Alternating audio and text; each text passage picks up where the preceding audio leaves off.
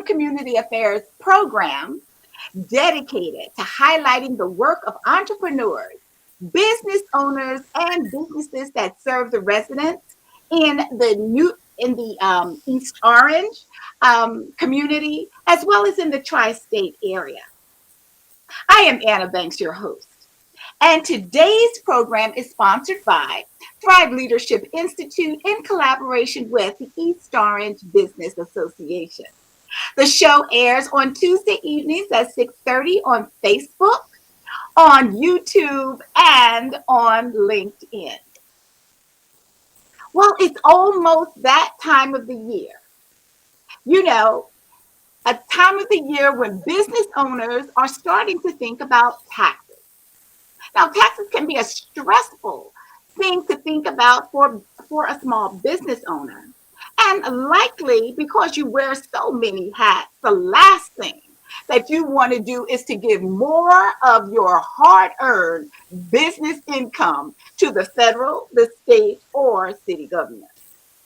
Well, thankfully, there are many tax saving strategies to reduce your tax liability as a business owner. And this evening's program, this evening's show, is going to focus on some of those strategies for you. So today in our studio, we have the pleasure of having a conversation about timely year-end tax saving tips for small business owners. And our special guest is none other than Sharon Eason Cpa, president of Chase-Eason Associates and Associates Inc. Let me tell you something about this young lady. With over 20 years of experience in the finance industry, Sharon Chase-Eason has a unique set of expertise as both a certified public accountant as well as a business coach. Sharon started her entrepreneurial journey in February 2014. Her business was established with, and I want you to pay close attention to that, with the vision to equip business leaders to build lasting businesses by developing their people, their products, and their services. And in addition to that, the vision for her company is to develop financially stable businesses with sustainable business leaders. Now, that is quite a vision and a mission. But just a little bit more about her. In addition to her coaching and training business owners to be sustainably successful, she has an extensive background in providing chief financial officer services. We're going to get in a little bit more about that a little later. She also provides tax planning and preparation, and also audits, and she reviews financial documents. Now, she's not a woman of all work and no play because when she is not working, she enjoys reading and cooking. And for those of us who love to eat, she especially loves cooking dishes from other countries and infusing them with Caribbean spices to make a fusion dish all her own. I hear a signature dish. So in addition to running her own business, she serves on the board of two foundations, and she loves to spend time with her best friend, who she's been married to for over 30 years. Honey, you hardly look like you're 30. Anyway, she also has two grown children who she lovingly claims as her two greatest blessings. Now, with every single day, Sharon takes time to connect with God, as Psalm 23:8 is her everyday guiding principle. And so, with all of that and more, I'd like to introduce Sharon um, Chase-Eason Cpa. Welcome to Spotlight on East Orange Business, Sharon. Oh, thank you so much, Anna. It's a pleasure to be here with you today. I am such a fan of Thrive Institute. and everything and all the resources that you offer to small business owners. So thank you so very much. The pleasure is all mine. Oh, well, look, let me tell you, you're gonna work for this time.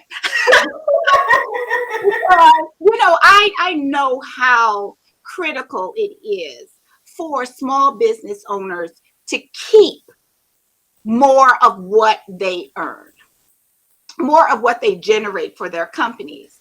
And even though we only have a few weeks, a couple of weeks left in this 2021 year, I know that there are some last minute tips that they can use before December 31st. And that you're going to help them with. And I appreciate your taking the time out of your busy schedule, in order to do that. So let's get started, Sharon. I am really curious, what led you to become a CPA in the first place? Ah, wow. That is an excellent question. And I grew up in the West Indies, and once you're finished with high school, then you have the option of either going on to the university in Jamaica or Trinidad, or come to the United States. And during that time, my mom was already here in the United States, and she had filed for my papers to come here so I can, finish my education here in the United States.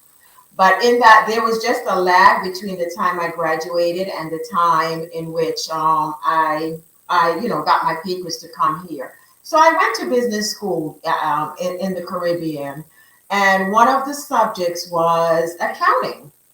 And that was my very first exposure to accounting, and I fell in love right away. I love the course. It resonated with me. It made sense. Some people say, "Oh, you have to know math to be an accountant." Not true. You just have to be able to understand the regulations. And to me, the numbers, I love reading financial statements. The numbers tell a story as if I'm reading a book.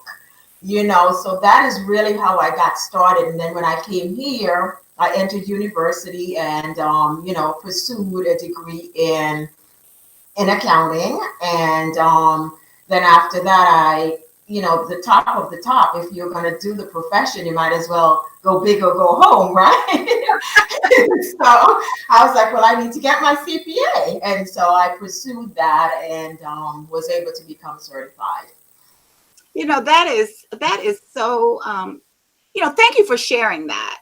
And I'm hoping that even some of our younger people who are listening, either tonight or to the replay of the show, really, tune into what was important that made you want to go ahead and pursue being a CPA.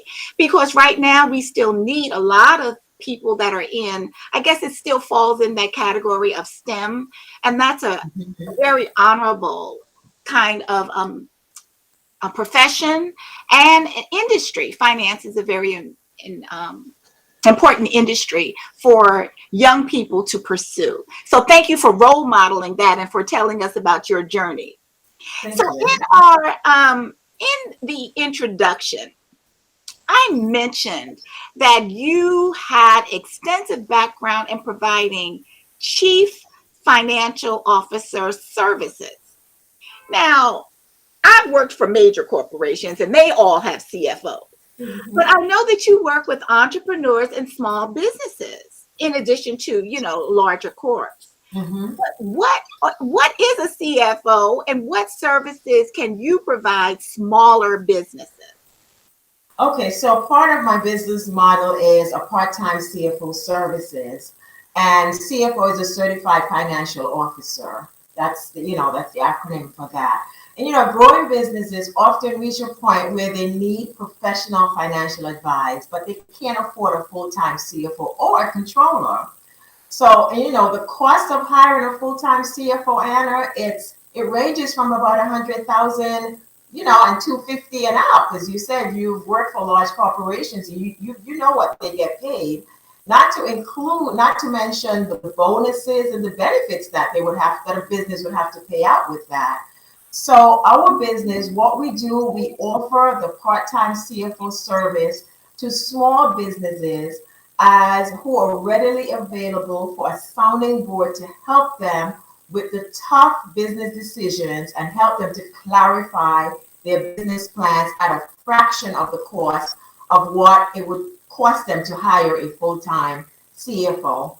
You wanted what some of the benefits of those are. Why do I need, as a business owner, why should I consider that type of service for my business? Think of it this way. It's the comfort from knowing that a professional is overseeing, protecting, and constantly improving the financial side of your business.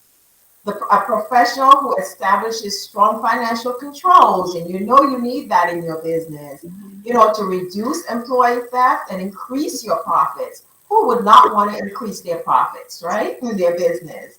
Some of the other benefits are better understanding of the financial side of your business. So you have less surprises and more control over your money. You have improved decision-making capabilities from clearly seeing that the hard and true numbers of your business. They say the numbers do not lie, right? So to have someone to be able to help you understand those numbers and partner with you in helping you to grow your business are some of the benefits. There are quite a few more, but I'll mention those as the highlights of why one would consider having a part-time CFO in their business. Well, see, that's amazing because, many people, especially small business owners, they, you hate to say, they only look at their financial statements when it's time to go see their Yeah, CPA or their accountant when it's tax time, for but sure. there are so many other times in which a business owner probably should check in with an accountant. And Hmm. so that would be my next question to you is like, what should businesses be doing even now, to check in with a CPA or a CFO or someone that's going to be able to help guide them through the rest of this year, even though it's only 2 weeks now, Hmm. and into 2022. There are quite a few things that business owners should be considering at this point of time in the year. And some of those I cover in my book, Little Known Tax Secrets That Benefit the Self-Employed. And I would encourage all business owners at this time to schedule an appointment with your CPA to discuss your plans for 2020, to see, if there are any new tax laws that will benefit your business, such as the work opportunity tax credits, tax credits if they needed to make changes, if they hire someone who has a disability and they needed to make some changes in their business structure to accommodate that person or even their customers. There are lots of tax credits out there for those, for those types of things. And just to know, tax credits are a better benefit than it is than a tax deduction. So whenever you hear someone says to you, or a tax law comes out and the word credit is behind it, you should just light up because it's a dollar for dollar deduction as opposed to a regular deduction, which is a percentage of your net profit. Another thing I would encourage businesses to do at this time of the year is to do a cash flow analysis to see how your business aligns with your goals. Did you make your benchmarks? What are your key performance indicators, or KPI for short? Is your retirement plan set up for the end of the year? Have you funded your retirement plan? Those are some of the things that you really should be thinking about at this point in time of the year, because we know as business owners, there's so many things that you can have, so many deductions you're afforded, especially with the TCJ Act that came out in 2018. It was business benefit friendly, but you don't know what you don't know. So scheduling that appointment with your CPA and using your CPA as your partner, this is a very good time of the year to be able to do that. So you just answered the question, the next question I was going to ask, and that when is the best time to engage the services of a CPA? You know, Oh, I'm a mind reader. you gave us some great reasons, but but does that mean tax time? Is it only at the end of the year? When? Not at all. The best time to engage a CPA as an entrepreneur is when you are thinking about getting into business, when you are thinking of making that step as an entrepreneur. People wait until they says, "Oh, I can't afford that," but you can't afford not to, right? It is never too late because one of the things is there are certain startup costs that you might not know about when you DIY your taxes, right? So you're missing out on on the savings right there in your taxes by not engaging a CPA in the beginning. In addition to that, businesses realize early success, businesses with early successes, they usually hire a CPA as their strategic partner from day one. And some even keep CPAs on retainer, just like they do their lawyers, so that they can access sound business advice throughout the year and not just at tax time.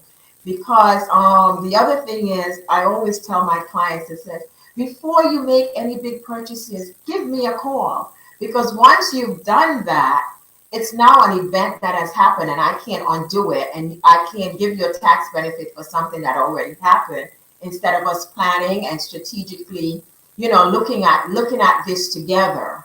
So yeah, it's always, I would always say day one. Many people go for their lawyers first, but the CPA should be second. Absolutely. Well, that really is great advice, and I say that because not only is this the end of a tax year for many people, Hmm. December of every year is the time that a lot of people hop off of their current jobs or they decide that they're going to make a move, and they Yeah. do that in December, Hmm. and they want to start fresh in January. And so, just having you share with our viewers that just that tidbit is very valuable. So if you're getting ready to start a business, if you're thinking about starting a business, that's the time to engage a good CPA.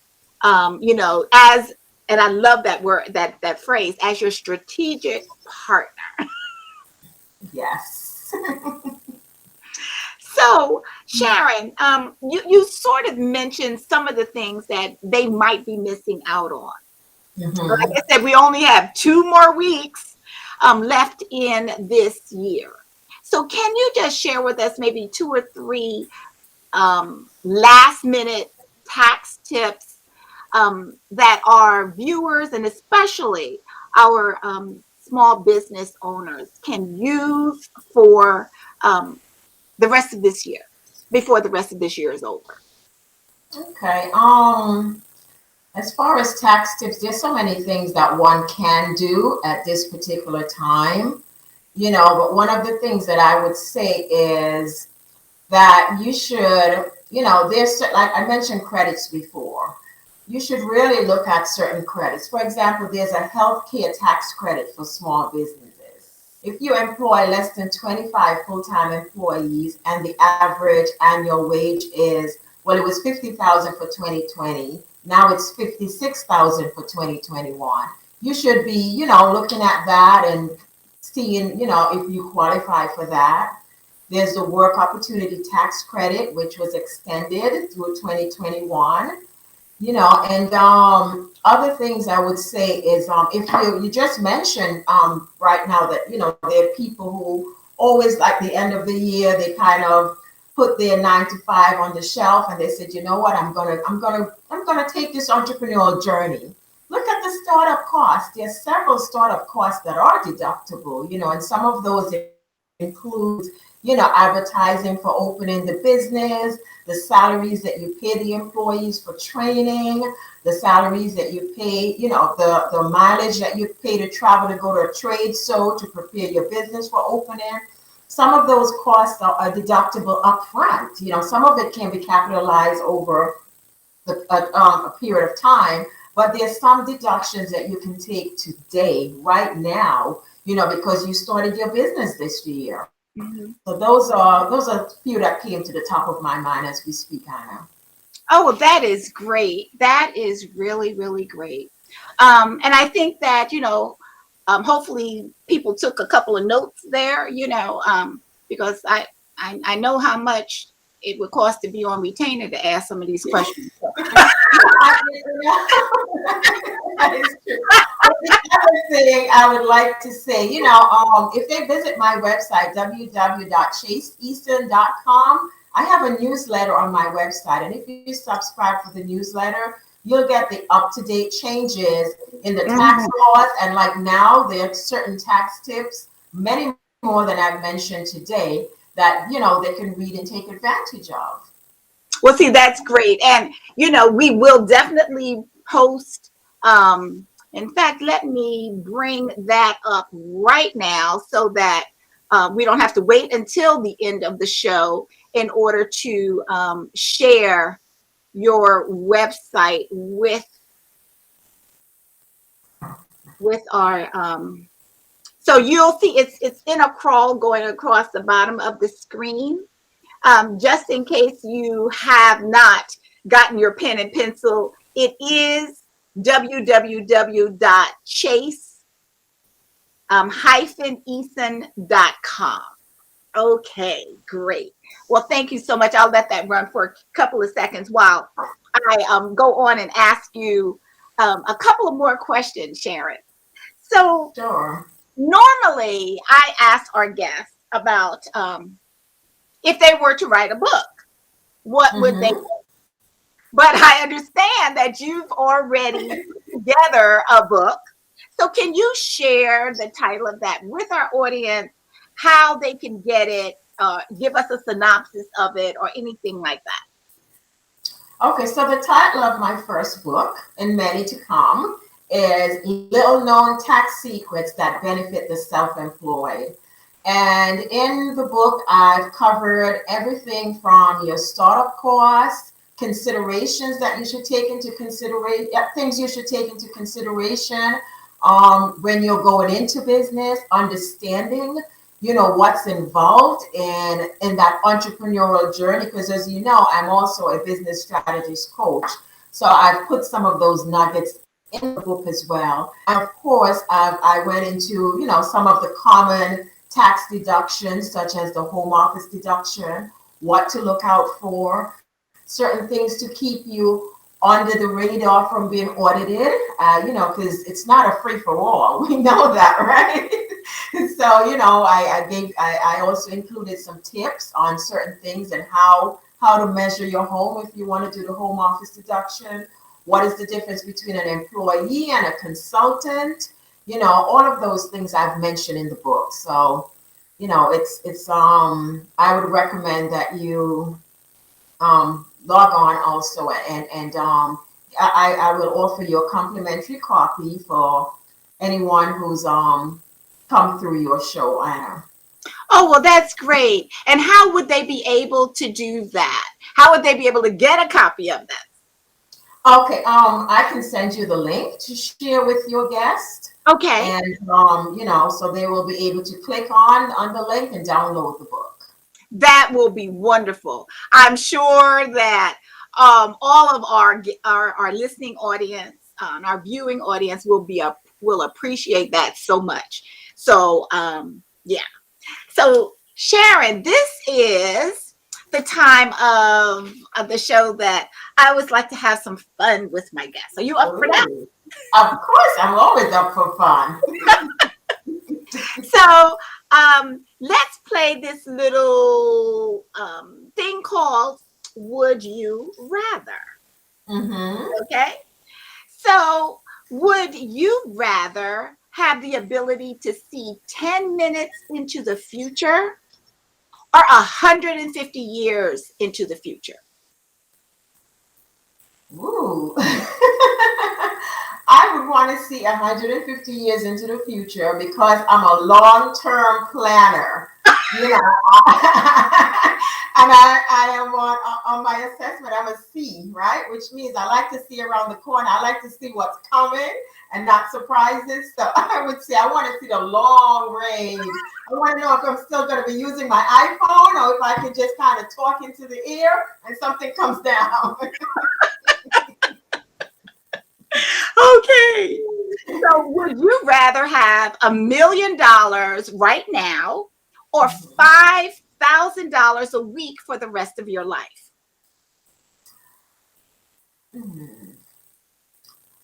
I would rather have, just a second, $1 million or $5,000 a week for the rest of my life. Mhm. I would go for the $1 million now for the simple reason that I know that I can take that $1 million and have it grow and leave a legacy for my family, as opposed to the 5,000 would stop when I stop breathing. So I would go for the $1 million now and kind of put it to some good use, compounding interest. Sounds like a numbers lady. PA for sure. Okay. So would you rather have a pause or a rewind button in your life? Pause or rewind button? That's a tough one. I'm not sure. There are benefits to both. I could Yes, rewind and there undo some things, or I could just pause and kind of just breathe, right? So I would say a rewind. I would rewind. say a rewind button, yes. Okay. Just two more, Sharon. Okay. Would Okay. you rather get trapped in the middle of a food fight or a water balloon fight? I would definitely say water because I don't like being messy, and the food fight is really messy on all levels. Okay. And our last one is, would you rather travel the world for free for a year or Mhm. have 50,000 to spend right now however you choose? Travel the world for free. Yes. I like to see new things. I like to experience new things, different culture. So, yes, I would definitely love to be able to travel the world. Well, thank you. Thank you for playing Would You Rather with us, Sharon. That was fun, actually. Those were some tough questions, though. They now have me thinking, Oh, wow. Well, Sharon, it's been wonderful, just having you, for this brief time on our show today. And I was just wondering, do you have any final comments or remarks that you want to leave with our listening and viewing audience? First of all, Anna, thank you so very much for having me. You made this fun and relaxing and not, the typical accounting type of question. So I do appreciate being able to bring value to your audience. And one of the things I would say to entrepreneurs out there is don't go it alone. Find a group or an organization in which you can have support and be mentored. The second thing I would say to them is have a strategic plan, write it down, be intentional and be consistent because the journey as an entrepreneur is not for wimps. It's not an easy journey, but you can accomplish your dream as an entrepreneur if you're consistent, if you're intentional, and that you build a community of advisors that will help you along the way and help you in the areas that you're weak. If you know what your strengths are and your weaknesses are, you know how to focus on your strengths and outsource the areas in which you're weaker in. Oh, well, those are really good remarks. So thank you so much, Sharon. So, before we wrap up, I just need to make sure that all of our guests, our listening audience, I should say, know how to reach out to you. How can they contact you if they have, questions? They want to even get your book if I don't, get Mhm. the link right away, because I know some people want it immediately. Yes. And also, how can they connect with you, either a social media, on your website, or however you would like for them to do so? Okay, thank you for allowing me to share that information. The best way to reach me is by email, and it's Sharon Eason, my first and last name, .adg, as in Apple David George, at gmail.com. And my website is www.chase-eason, my first and my last name, eason.com. And we do offer a 30-minute complimentary discovery call to all of our, anyone who wants to reach out for follow-up questions or anything that I've mentioned here this evening, or even, something that you're thinking about and you're just not sure as an entrepreneur and you have a question. I'm happy to schedule a 30-minute complimentary discovery call with you. And of course, our phone number is 914-762-7640. 914-762-7640. And we're on Facebook and Instagram and LinkedIn, Chase-Eason and Associates. There you go. So you Okay. just put it on your screen as well, Anna. So thank you. Yes, I want to make sure that they know how to reach out to you. So this is her Facebook page, and you also have LinkedIn too, right, Sharon? Yes, LinkedIn is Chase-Eason. Okay, there we go. Associates. Yes. Mm-hmm. Okay. Well, Sharon Chase-Eason CPA. It has really been a delight having you on our show today, and sharing such valuable information with our audience. Whether they're live right now or they visit us on a replay, we get a lot of people that are always looking for information. And we have excellent professionals that come on our show and share. So I appreciate you so much, for taking the time out of your busy schedule. So thanks again. And we look to connect again, perhaps next year, maybe mid-year rather than the end of the year. Yes. We'll do the mid-year checkup, just like you go to the doctor for a checkup. We'll do a CPA checkup in the middle of the year. Okay, that sounds like a deal. All righty. Well, thank you all for joining us tonight for another edition of Spotlight on East Orange Business. Spotlight on East Orange Business is your business and community affairs program. And I am Anna Banks, your host. Our program is sponsored by Thrive Leadership Institute in collaboration with the East Orange Business Association. Tonight's episode wraps up season 1 of Spotlight on East Orange Business. We look forward to bringing you fabulous new guests and showcasing many businesses in the new year. So, from all of us at Spotlight on East Orange Business, Thrive Leadership Institute, we wish you truly a happy holiday season and a prosperous new year 2022. By the way, if you or your business would like to be a guest on Spotlight on East Orange Business, then please send me an email to hello@thriveleadershipinstitute.com. Again, that's hello@thriveleadershipinstitute.com. And one of our associates will get back to you just as soon as we can.